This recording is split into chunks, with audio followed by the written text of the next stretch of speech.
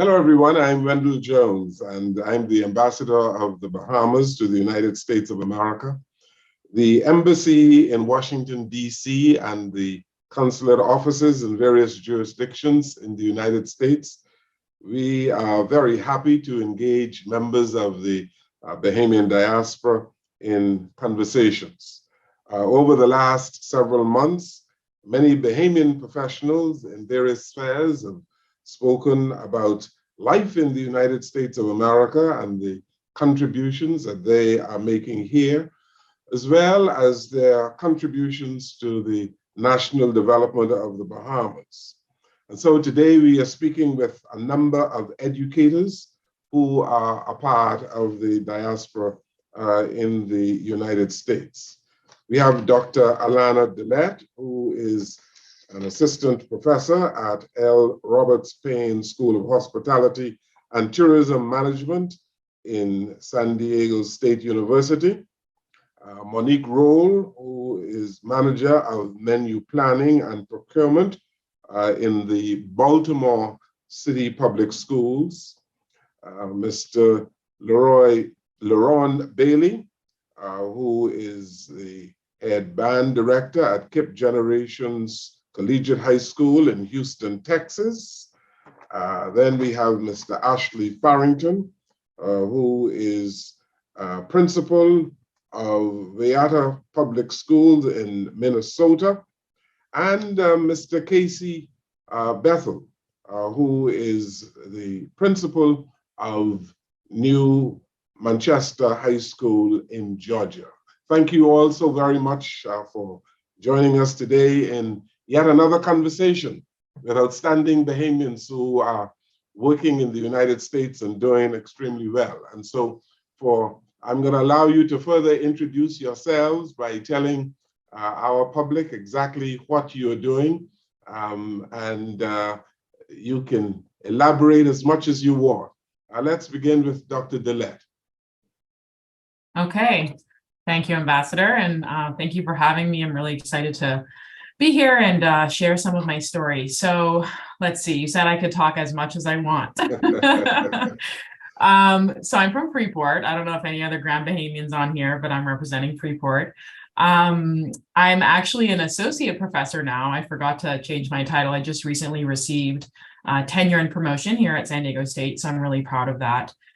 And I have lived in the United States now since I graduated high school, so since 2005. So I've been here for a while, but in California for the last, I'm on my 7th year now. And at San Diego State, I work in our hospitality and tourism program here, which I really love. And I originally got into this field because of my upbringing and living in the Bahamas, where it's such a large part of our economics and our everyday life, whether you're in the industry or not. So that was my original sort of entry into this field. And now I work specifically, my research that I do is around social equity across tourism. And so making sure it's accessible by all and also sustainable. So I try as much as I can to bring some of that back to the Bahamas, because as we know, we still are very dependent on tourism. And so making sure we're doing it in a sustainable way is one of my goals. And I also work with our National Society of Minorities in Hospitality here at San Diego State, which is another one of my passions. So that's a bit about me. And I was also a swimmer as well for some time. So that is a part of my identity that I'm not sure if anybody would recognize anymore, but maybe if we're in the same age group, you would. So that's a big part as well. Thanks for having me. Good. Thank you. Monique Roll. Good afternoon, Ambassador Jones. So my background, I am from Nassau, Bahamas. I attended St. Augustine's College, where I actually received the highest GPA in home economics for that particular year. And then I also studied at the University of the Bahamas, formerly the Bahamas Hotel Training College, where pretty much during those formative years, I had wonderful chef trainers like Emmanuel Gibson and Chef Addie Mae Farrington. And from there, I went to the Culinary Institute of America, the Hyde Park campus in New York, where I studied culinary arts and culinary arts management.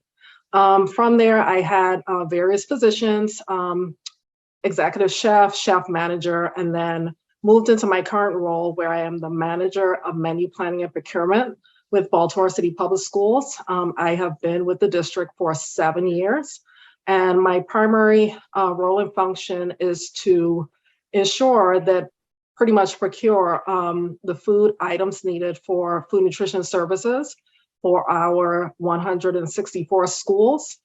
We currently serve the students is 77,000 students, and we serve over 100,000 meals per day. And we are the 5th largest school district in the state of Maryland. Very good, thank you. Mr. Ashley Ferguson. Thanks, Ambassador Farrington. Close. Yeah, okay. Give you a hard time, but no, I'm Ashley Farrington. Really appreciate the opportunity to be here with you guys in this space. I from the Bahamas, obviously, like most of us on this call, all of us. I graduated from SAC, St. Augustine's College, in 2007. And that's when I moved to Minnesota, actually. And then I went to St. John's University in Collegeville, Minnesota, which that's a connection between a lot of Bahamians and SAC, where we get to come up here. And some of us, like me, get to stay. I was fortunate to meet my beautiful wife while I was in college. And we now live in Minnesota, and we have 2 kids, Lamont and Leanna. Lamont is actually now at my school, coming to school with Dad. So that's a cool experience. He's going to be 5, and Leanna is 2. And so, yeah, my wife is a teacher too. A little bit about me professionally. I have worked in Wayzata Public Schools the whole time. So this is now year 12 for me. I went from being a 1st grade teacher for 5 years, a 3rd grade teacher, and then I started to move up the journey, the admin journey after that. And so I was a dean of students for one of our elementary schools. Then I became AP for 2 years, and now this is my 3rd year being the principal here at Birchview Elementary. I'm just really excited about this work. Teaching, I always knew, my mom always said, you were that kid on the porch teaching those kids in our neighborhood. And that's always what I want to do. So I've found my spot, and I just really enjoy the work. And I'm also wanting to I'm happy that somebody reached out on their behalf, on the ambassadors team behalf, to have me be a part of this panel, because I want to connect with Bahamians. We have a unique Bahamian group here in Minnesota, surprisingly. In fact, we had at my house, I had a big July 10th Independence Day celebration at my house with our Bahamian cohort here in Minnesota, and we've grown to really know and appreciate each other a lot, so we can have that sweet taste of home even in Minnesota. So excited to connect with everybody here. Very good. I'm glad to have you, Mr. Farrington. Casey Bethlehem. Let me say good afternoon to you, Ambassador, and good afternoon to everyone who is watching. Thank you so very much for this opportunity to share in this discussion today. I'm speaking to y'all from the principal's office at New Manchester High School. We are a high school in a suburb of Atlanta. There are 150 teachers, 1,800 students. And I get the honor, the privilege to guide their learning and their development. I like to say every time I get the opportunity to speak that I'm a proud graduate of Palmdale Primary School and St. Augustine's College, both in Nassau, Bahamas. So I am a product of both government schools and private schools, and I credit them both for the seeds that were sown in my life that give me the skills and the abilities to do the things that I do now. And last thing, Ambassador, last time you and I spoke 4 years ago, at that time I was working at Georgia Tech. I spent 9 years as a science teacher, after which I was named the Teacher of the Year for the state of Georgia. That was back in 2017. And I did that for a year. I worked at Georgia Tech for a year. And some might ask, what am I doing back in a school? Another thing that I land on very often is that I'm from a country and a culture that celebrates our educators. So I always had the feeling in my mind that being an educator is a very proud profession. And it was something that I was excited to come back to have my hands in the dirt and really, really sow in the ground for young people to continue to be better. Very good. Glad to have you. Mr. Bailey? Yes, sir. Mr. Ambassador, everyone, good afternoon. So, as you know, my name is Laurent Bailey. I am from Nassau, Bahamas.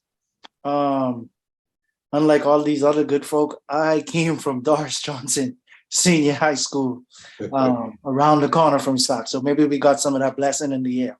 Okay. I was a part of the first graduating class when Doris Johnson was built in 2003.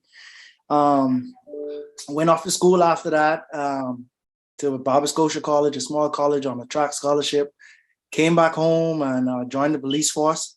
I was there for 7 years, matriculated through the police band and urban renewal. I was one of the band directors at urban renewal. I got an opportunity to come to Prairie View A&M University, where I finished off my bachelor's in music education and my master's in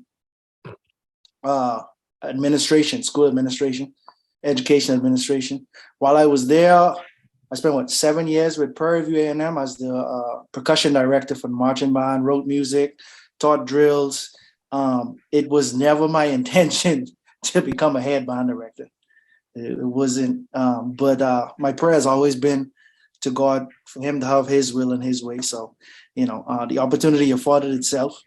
And as a percussionist, it's not a thing for the percussionists or drummers to be the head guy. Be always the assistant. And I wanted to change that narrative, and I wanted to get the opportunity to provide some guidance to other percussion guys and let them know that, hey, it's possible, man, you can be the head guy. So I've been doing that.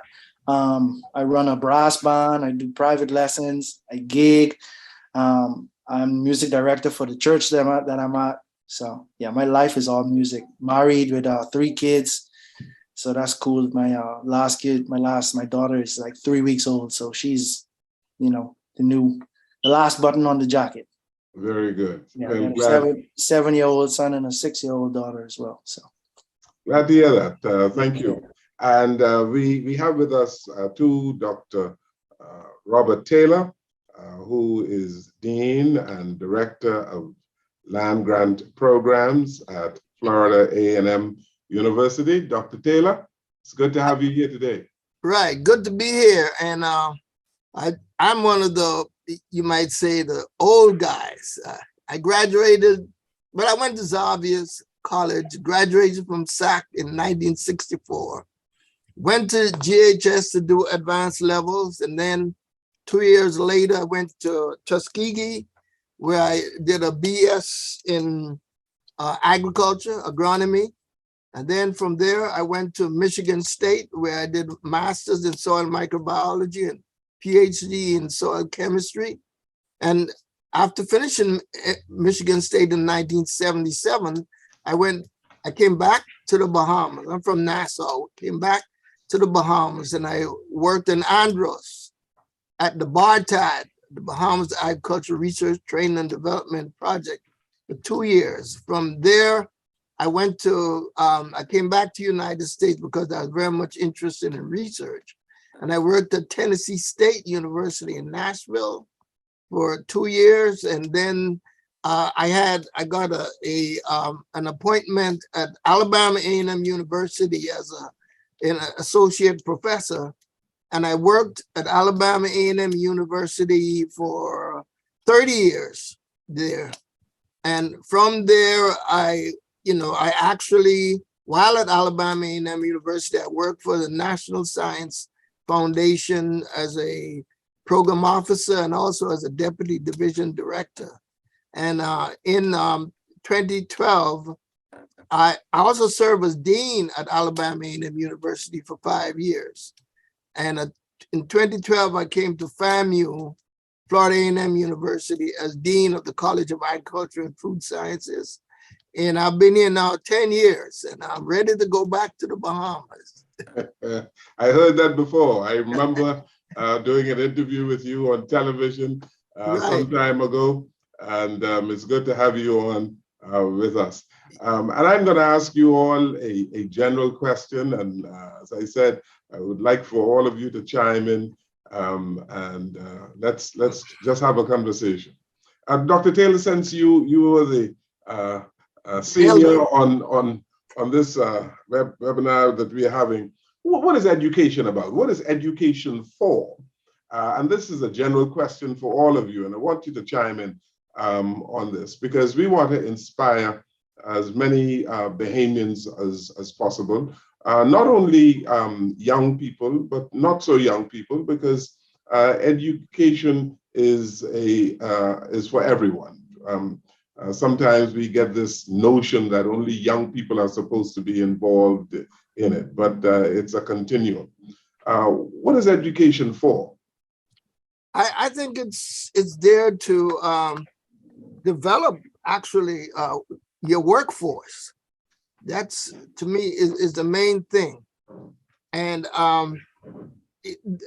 anyone can tell you, the workforce that is very productive is also very educated, because you get the necessary training that you need. And so I see it as developing human resources. And if you can do that successfully, you can have a thriving country. But countries that don't have that tend to be lingering. Mm-hmm. Dr. Dillett. So the first thing that came to my mind, coming from the university setting, so I'm, really teaching young adults who are still kind of learning who they are, but they're no longer children. I think of education generally as a space to help students to understand how to critically think about problems that they face in the world, and how to think of unique ways to solve those problems, especially because, the world that we may be living in 10, 20, or 30 years, maybe a world that we don't even know yet, right? They're going to have, I even think now, even though I've only been teaching in university systems for about 10 years, I've already seen a huge shift in the jobs that are available now that didn't used to be available. So helping our students to really know how to think about problems that may not even exist right now is the way that I see education at all levels.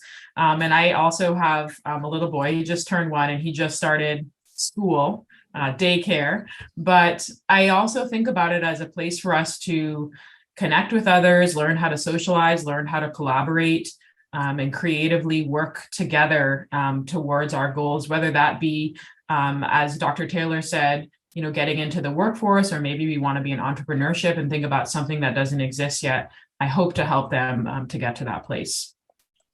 Can we have Dr. Casey Bethel chime in on this? He's a principal at the high school. Yes, sir. First, I want to agree wholeheartedly with both Dr. Taylor and Dr. Dillett. I heard Dr. Taylor speak about education preparing the workforce, and I heard Dr. Dillett talk about education equipping citizens to think critically and to work well together. I would layer on top of those two and say that I press us to begin to think of education as a national security topic. The countries that are the most stable, the countries that are the most secure, are the ones who recognize that where education is the most effective and the most efficient, our country is more equipped to continue to progress, to continue to proceed, to continue to care for ourselves and our own needs.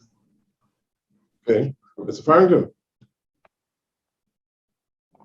Yeah, I have to start by agreeing as well with Dr. Taylor, Dr. Dillett, and what Casey just shared too. Just what I see, especially in my role as an former elementary teacher and now principal, just I look at it as an opportunity, especially as we continue to see these changes in what we are experiencing in our schools, and thinking about how we can embrace that opportunity to really help guide students. And I use the word guide versus, like, I think in the past, that notion of tell people what to do is no longer a thing in education spaces. It's guiding and trying to let kids find their best selves, and trying to reach their highest potentials and guide them along in that process.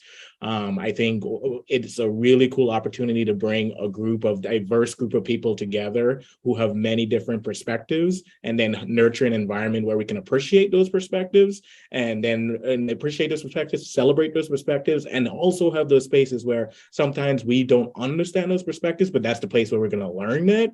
And that's where schools, I think, and education is a really, really key component of our future. And Dr. DeLette shared this as well in terms of how do we get our kids now to be future ready. A lot of the jobs that they're going to be doing don't even exist yet. And some of them do, but a lot of them don't. And so how do we give them those problem solving, critical thinking skills to be able to navigate this ever changing world that we are experiencing right now? So that's my opinion about education and the luxury we have as an opportunity. And Mr. Bailey, you have been involved in vocational training. Give us your take on it. I agree with what everybody has said. I mean, when it comes to questions like this, I sort of tread lightly because you say, what do I think education is, as in what it is right now or what it should be? Mm-hmm. Because, you know, everybody who answered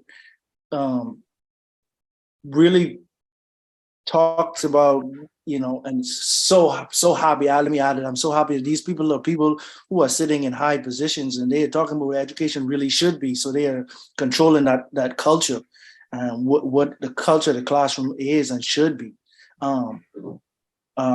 I've been teaching in the South. So, you know, some of the things that they say are not really prevalent in public schools. I teach at a charter school. So some of the things that are not really prevalent that they talked about.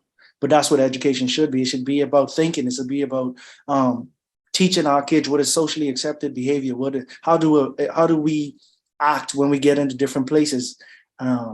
Learning about different cultures. You know, not just it's about math and English and social studies as well. But we're talking about the future, like Dr. DeLette said. You know, we're preparing kids now, and she said 10 years, man. The way things is moving right now.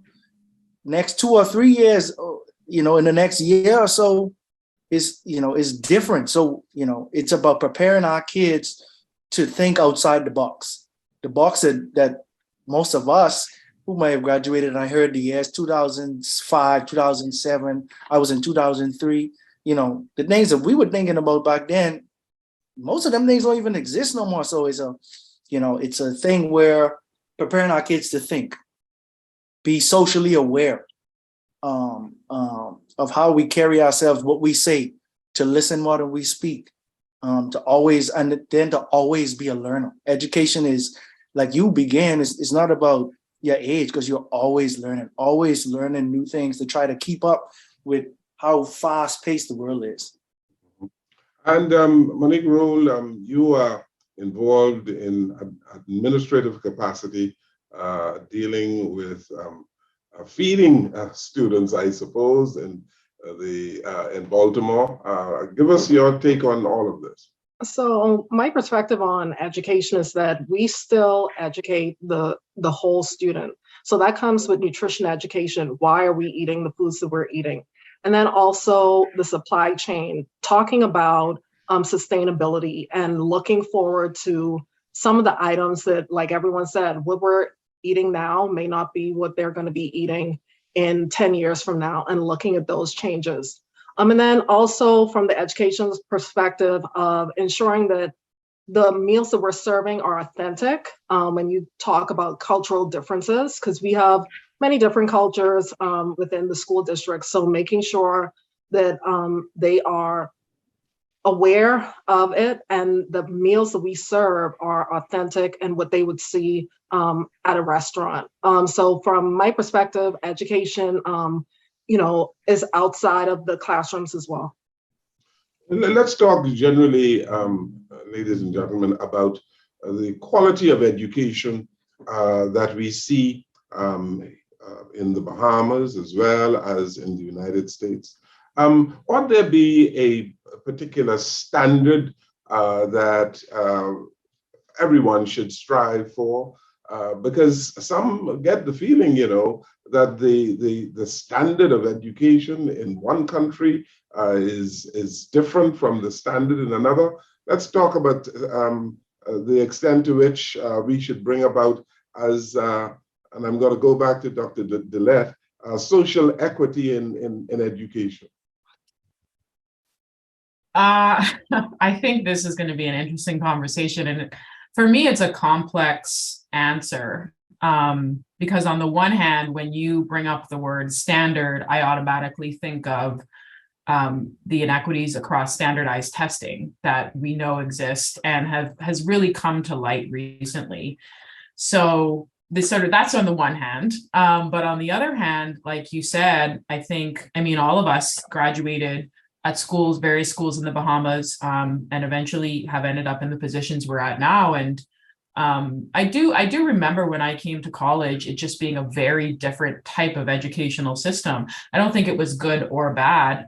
It was just different. And so I really had to learn the ropes of this new Americanized system and larger. I mean, I was lucky to be in smaller groups of students, as opposed to when I went to university, being stuck in a class with 300 students and 4 tests. You know, I don't think that's right either. So I do think that there needs to be a standard of care that we are all figuring out how we teach our students in the classroom, and also like Monique said, outside of the classroom. What is that education we're giving them to actually help them to transfer those skills into the real world? And that's sometimes where the gap is. I believe it comes through experiential and hands-on learning, and that looks different depending on the age you're teaching, depending on the subject. But I think that should be standard across the board. And, you know, let's be honest, right? In a lot of places, the resources aren't there, financial resources and other resources for educational systems, which is one of the major roadblocks that we see to institutionalize some higher levels of standardization that you talked about. Okay, Mr. Bethel, money, is it important here? You know, you went to Palmdale Primary, I believe it was. Let's talk about it, and all of you can chime in this. And as we talk about the quality of education, why is money and the amount of money so important here? I'm fresh from a conversation earlier today with a group of other educational leaders, and we were talking about the impacts of per pupil spending on education. And there have been situations where more money has been spent on education in certain places without reaping the intended benefits, right? So yes, there's some correlation between the types of the socioeconomic status of the students and where they come from and their educational outcome, right? Poor students are doing poorly, and that's across the entire United States. I'd venture to say that's often the case across different countries. But I will tell you, I always lead with the explanation, and I attended Palmdale Primary, I attended St. Augustine's College. And when I got to SAC, I wasn't deficient, I wasn't behind. I felt like I was very well equipped. I believe that there are pockets of success happening in every school. The question though becomes, how can we get that to every student, right? What was not missing in my home, regardless of which school I went to, was an emphasis on the importance of education. And I'd say that if a child doesn't bring an appreciation for the importance of education to them, with them to school, it doesn't matter which building you send them to. It doesn't matter who's standing in front of them. Now, how do we societally, across the entire Bahamas, across the entire United States, across the globe, how do we return to the day where we say to kids, education is incredibly important and perhaps the only way for you to build a secure future for yourself? That message, I believe, has gone largely quiet, and we need to return to that. And the conversation then becomes, how do we do that? Mm-hmm. Anyone else here? Dr. Taylor, yeah, please chime in on this. The socioeconomic situation, as mentioned by Mr. Bethel. You know, when you think of education, what I think about is excellence in education. You know, how do we go about delivering excellence to our students? And all of us know, you know, we were in the Bahamas, we were brought up in a British system. which in itself was very selective. Not everybody went to high school. You had to pass examination to go to high school, but in the US, they try to educate everyone, right? But as we move along, like somebody said, the world changes so fast, you know, and so we have to adapt our education to the changes and I guess the methods of learning, you know, according to what has changed in the world, right?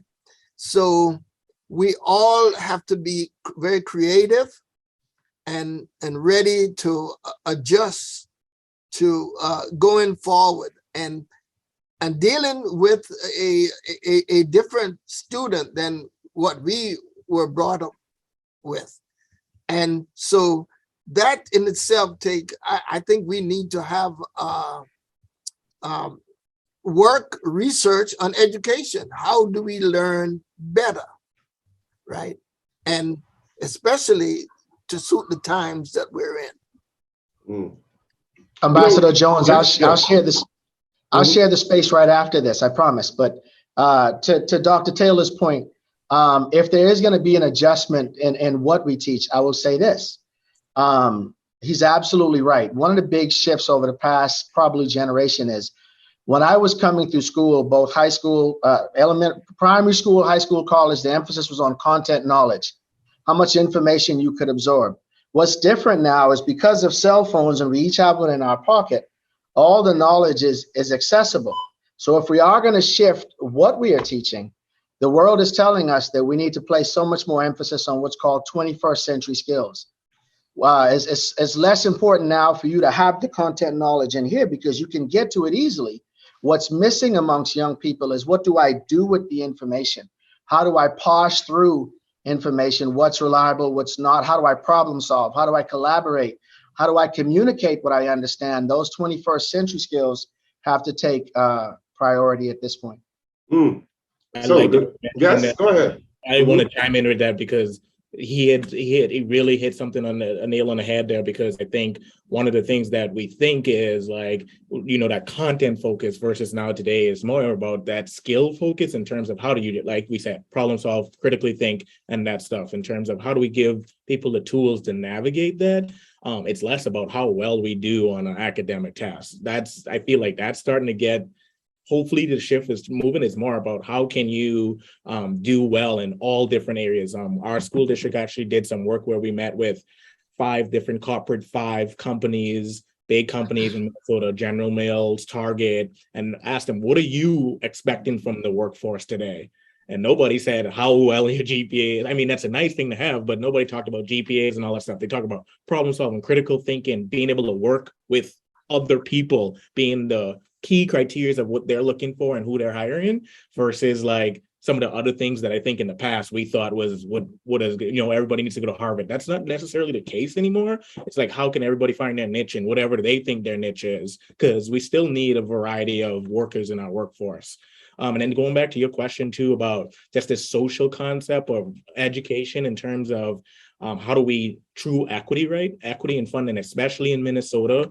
Our Black and brown kids are not doing or performing well as our Caucasian kids. And I think one of the things is because you can see the disparities in our systems in terms of if you live in the urban areas or you in the metro Minnesota, Minneapolis, it truly feels like you get less than if you're in a suburban area. And I think we have to truly figure that out in terms of how do we get each and every student what they need, just no matter their zip codes. And that's a journey where we're not there yet. And that's some work that I am hoping to continue to foster in my school. When I talk to my teachers, like, how do we meet kids where they're at and focus on the things we can control? Because I feel like sometimes we spend half of the time spending time talking about things we can't control, but what can we control when they're here from 8:30 to 3:30? What can we actually control, right? We can make a laundry list of excuses. And I come from a single family home, and usually, you know, people can start to give you the access because you come from, but that didn't deter me from getting where I needed to get. And because the teachers who I had, Miss Longley, I hope she's listening, as my third grade teacher, she didn't focus on that. She focused on me when I was there and gave me everything she got. And I think that's some of the shift that we need to continue to make as well. Yeah. Okay. I want to chime in. Mr. Bethel and Mr. Farrington. Everybody touched on some points, and they pointed out some things that I use in my classroom in terms of when I walk into my classroom. I have these just little sayings that I say all the time to my students. Mr. Farrington said it. No excuses, just results. We need to be more result oriented. All right. We can spend a whole lot of time shooting out these words in education and these words in the classroom that mean absolutely nothing to our students.